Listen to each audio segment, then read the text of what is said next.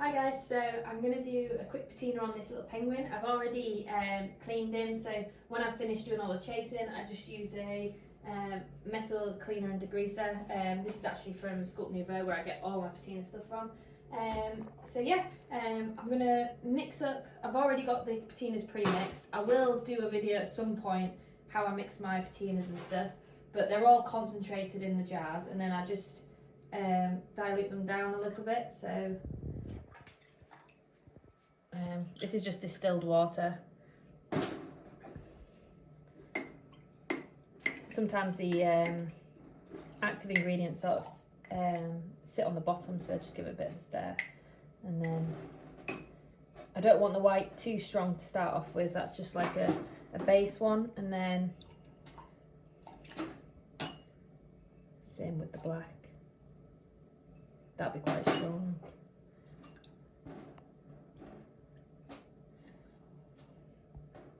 And that's it for the little penguin. I only use these 3 patinas. So yeah, I'll get him warmed up.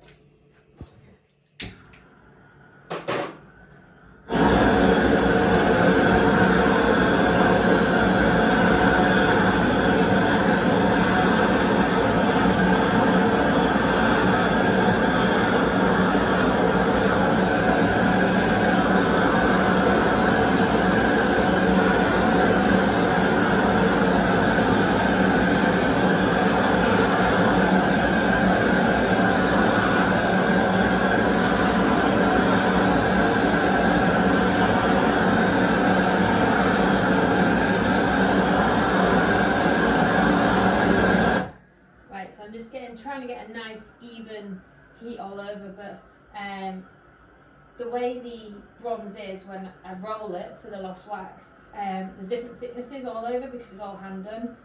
So where it's thinner, it'll end up being a little bit hotter, and that will affect the colour of the patina. So I'm trying to get it as even as possible, but that's what makes the patinas individual as well, is that each one is unique because you can't control it 100%. So then I've just used my weak white and get it on the surface. I'm just trying to sort of judge the temperature. Ideally that's what I want, a nice fizzing, because that creates the rings that I like on my patinas.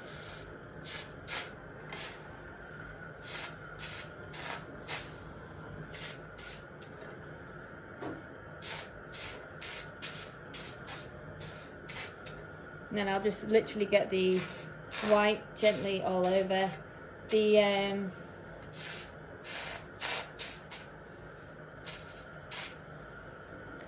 actual pores on the surface of the bronze actually open up when they're heated, so applying the chemicals to the surface is actually adhering it into the bronze. So this first coat is quite important really, and then yeah, just slowly keep building it up.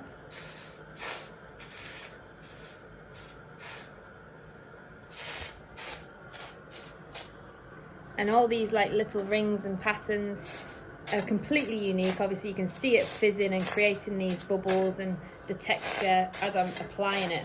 So every single patina is completely unique, almost like a little work of art in itself.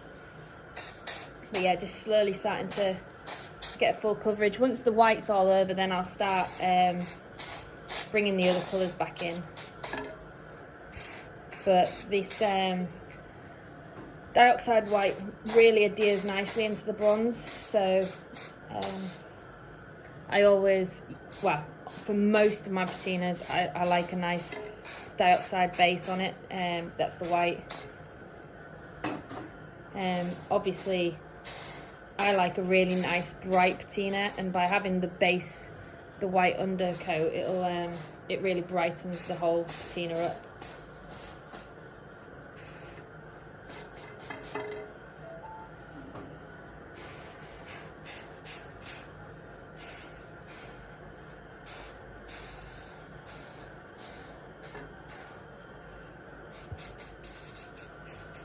And just make sure I've got all the undersides.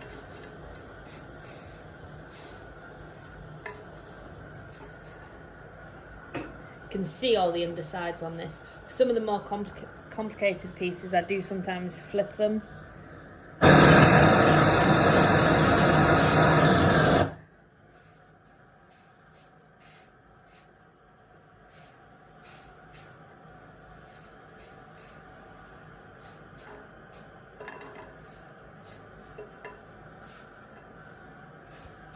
Okay, so now I've got a nice base on that.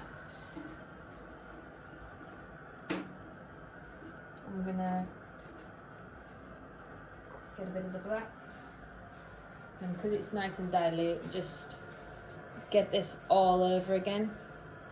Again, creating the rings.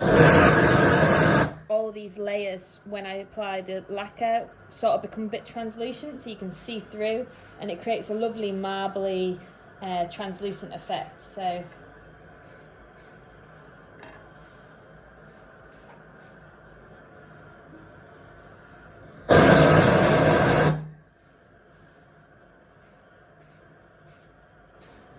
and as you can see, there's obviously a thin spot here, so that's gone slightly darker.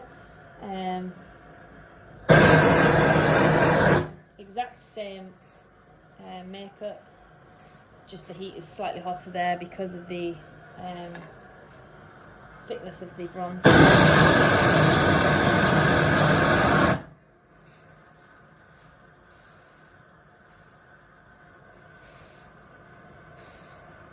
Then I'll just do like another layer on the back where it's going to be darker. By holding it, I create a bit more of a solid ring by holding the chemical.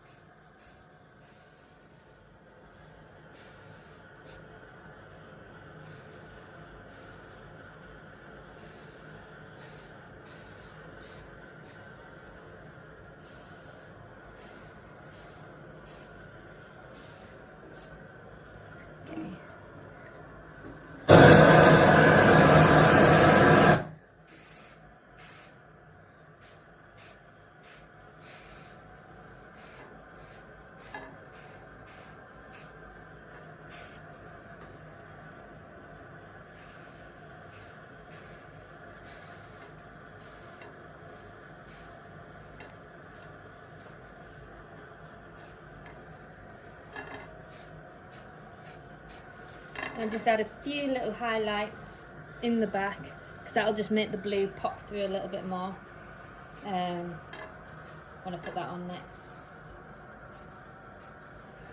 I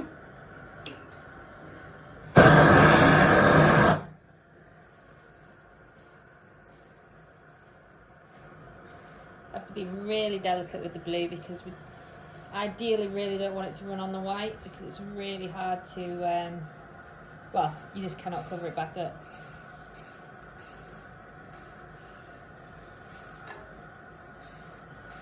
But it's a lovely bright blue, this. I'll go back over it with the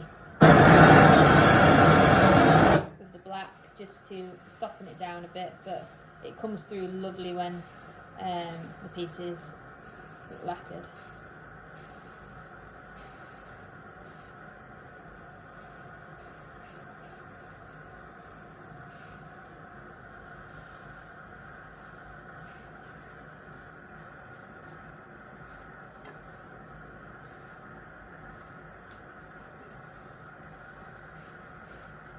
So what I do is, while my brush is really heavy with the patina, I do all the main areas, and then I just come back and to the edges, tidy it up, where once my brush is a bit drier, so I don't risk running onto the white. Well, still a slight risk, but not as much of a risk.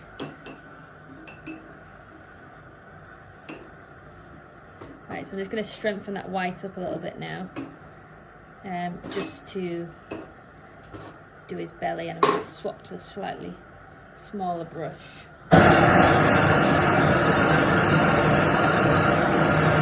You kind of have to go whiter than what you want it, because as you lacquer it, the white becomes translucent, as I said earlier, and it becomes quite a bit darker. So I always go quite white, and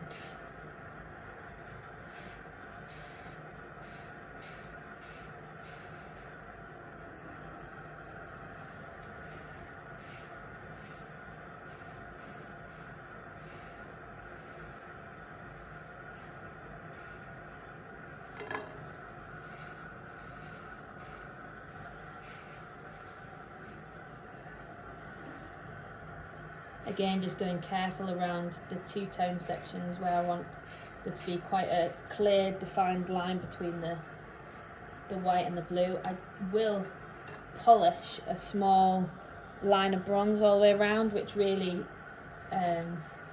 separates the two, but the tidier this is, the better it'll look.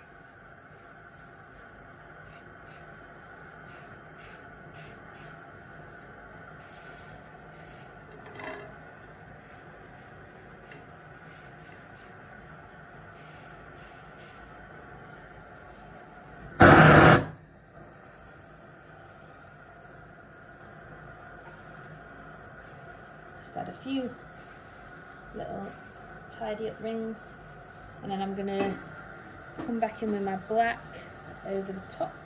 I always do the white first because you get quite a lot of splatter with the white on the final, and there's nowhere near as much splatter for the black, so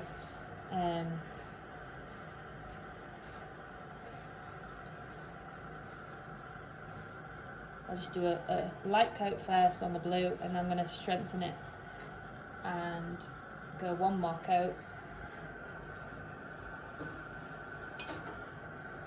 I'm just mixing up slightly stronger black, so not putting quite as much distilled water in.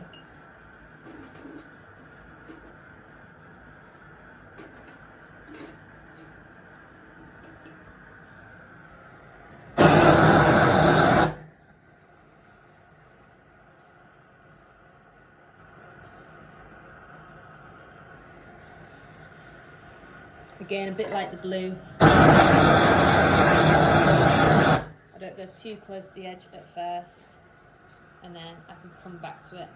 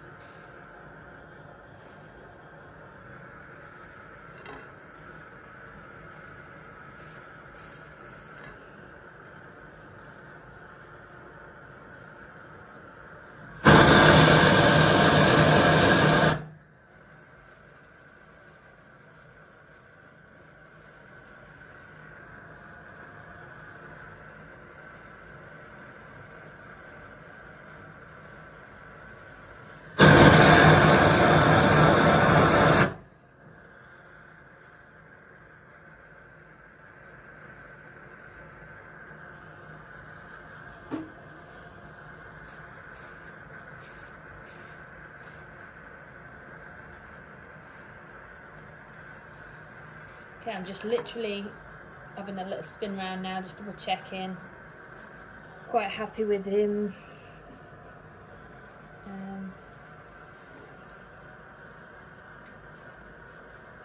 Okay, so then the very last little bit, if I can find a brush that's not too bad.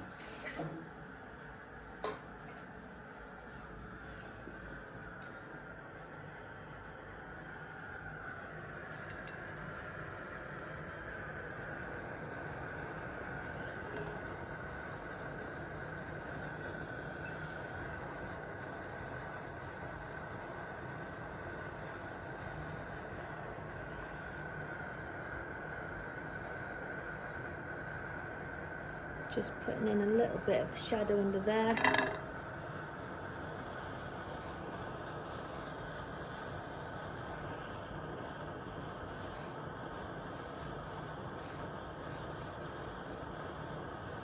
This is the really diluted version, and then I just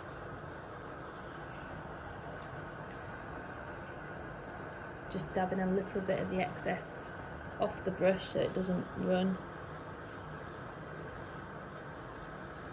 A little bit in his eye crease on both sides.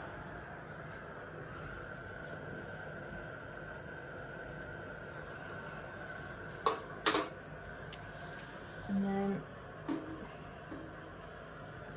I just put a little highlight on the eyelid.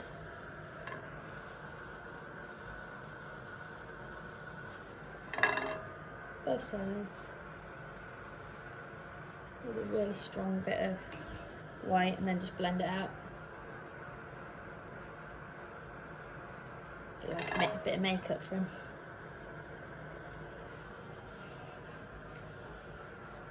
Just on the other side. And that's it. Done. So once he's cooled down, I'll polish a little bit of the bronze through on the toes, his beak, and then around the edges. So yeah, gotta let him cool now before I can do anything else. But yeah, that's it. Easy as that.